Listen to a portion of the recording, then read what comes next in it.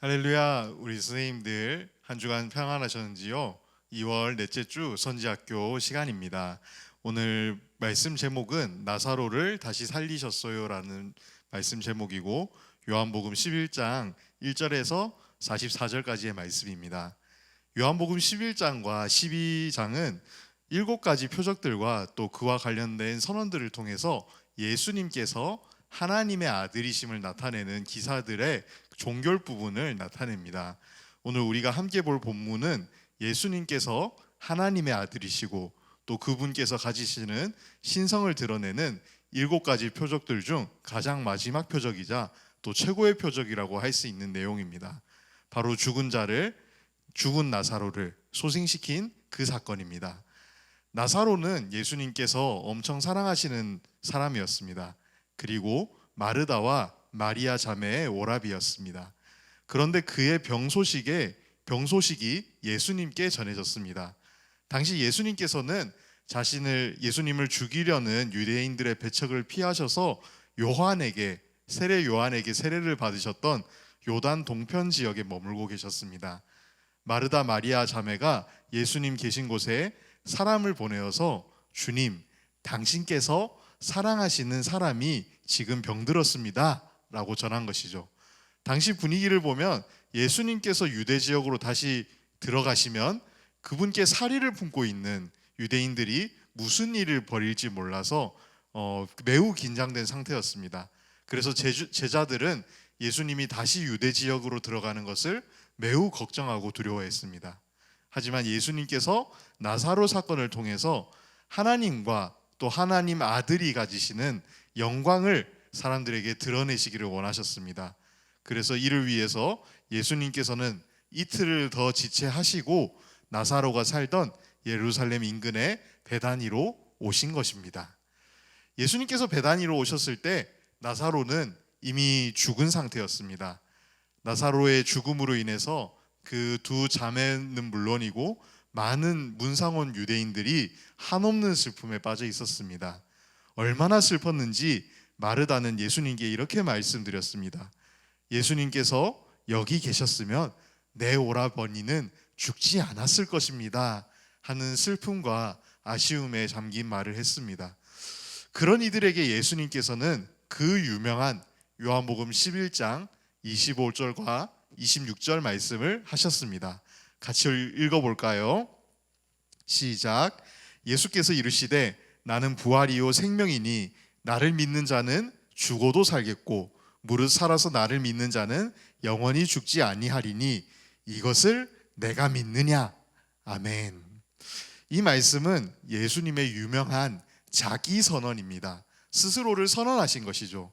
예수님께서 스스로 나는 부활이 되고 생명이 된다. 나를 믿는 자는 죽어도 살 것이고 살아서 나를 믿으면 영원히 죽지 않을 것이라 라는 신적 선언을 하신 것입니다. 그리고 예수님께서 이 말씀을 하시고 큰 소리로 외치시죠. 나사로야 나오너라. 이미 죽어서 장사된 지 나흘이나 지난 나사로를 무덤에서 불러내신 것입니다.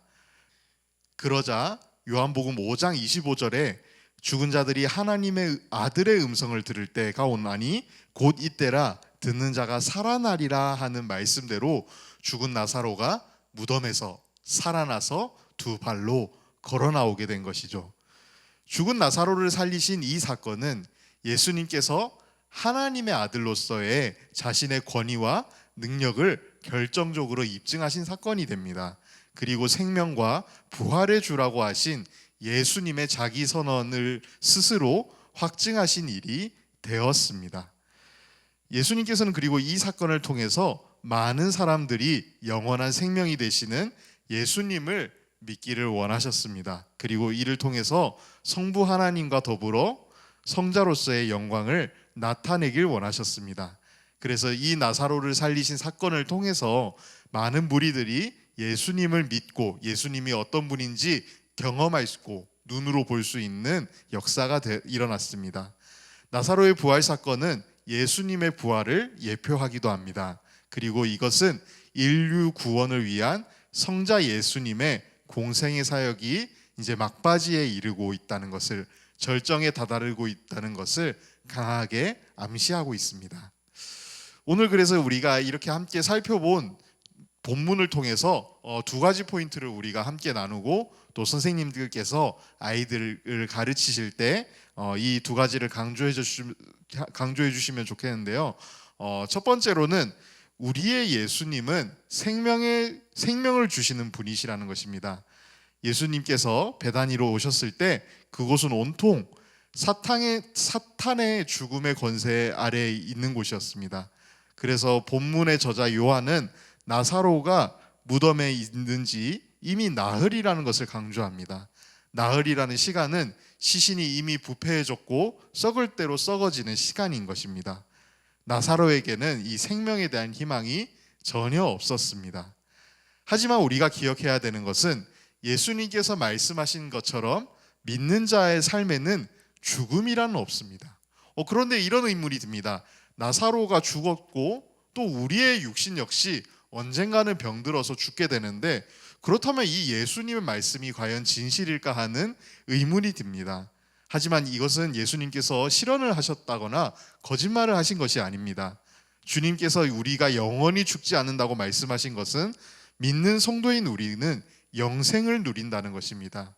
이 영생은 우리의 이 육신이 영원히 산다는 것을 의미하는 것이 아니라 우리의 영혼이 하나님 나라에서 하나님과 단절되지 않고 함께 한다는 것을 의미한다는 것입니다. 예수님께서는 생명의 능력을 가지고 계십니다. 그래서 사망의 권세로 가득한 베다니를, 그리고 이 땅을 생명의 능력으로 덮으셨습니다. 오직 예수님 안에 영원한 생명이 있다는 것을, 우리 예수님이 생명의 주시라는 것을 우리가 믿고 믿음으로 기억하고 고백할 수 있었으면 좋겠습니다. 두 번째로 우리가 기억해야 되는 것은 예수님께서 나는 부활이요 생명이니라고 하나님 아들로서 자기 선언을 했던 것처럼 우리 역시도 내가 하나님의 자녀입니다 라는 믿음의 선포를 할 수 있어야 됩니다. 저는 자주 스스로 이런 생각을 합니다. 과연 예수님은 어떤 분이실까? 예수님은 우리에게 어떤 분이실까? 예수님은 누구이실까? 라는 생각과 고민을 혼자 많이 하는 시간이 있습니다. 예수님이 누구신가에 대한 대답은 굉장히 많은 것 같습니다. 또 하나님께서 우리에게 어떤 분이신지에 대한 대답도 굉장히 많은 것 같습니다.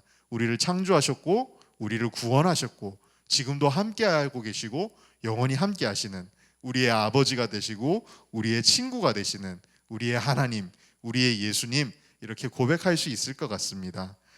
그래서 우리도 예수님께서 스스로 부활이고 생명이시라고 자기 선언을 했던 것처럼 우리 역시도 믿음으로 하나님의 자녀임을, 예수님의 제자임을 선포할 수 있었으면 좋겠습니다.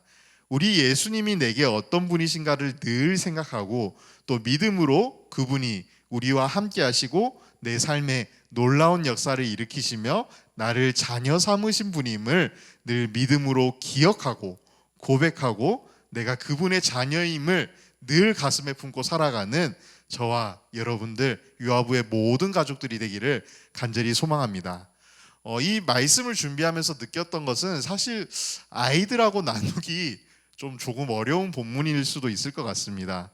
하지만 너무 선생님들 그 공과 시간에 가위질하는 것, 뭐 붙이는 것, 만들기 하는 것에만 집중하시지 마시고 아이들에게 이 메시지를 꼭 전달하셨으면 좋겠습니다. 우리 선생님들께서 믿고 또 선생님들께서 아시는 예수님은 어떤 분이신지, 또 우리 아이들 뭐 4살, 5살밖에 안 됐지만 아직 그 예수님이라는 그분이 조금 희미할 수 있겠지만 그래도 우리 아이들이 믿고 있고 우리 아이들이 만나고 있는 예수님은 어떤 분이신지, 우리의 하나님, 우리의 예수님이 어떤 분이시고 또 우리 삶에서 어떻게 함께하고 계시고 어떤 역사를 일으키고 계시는지 우리 아이들과 함께 나눌 수 있는 그런 귀한 시간이 되시기를 간절히 소망합니다.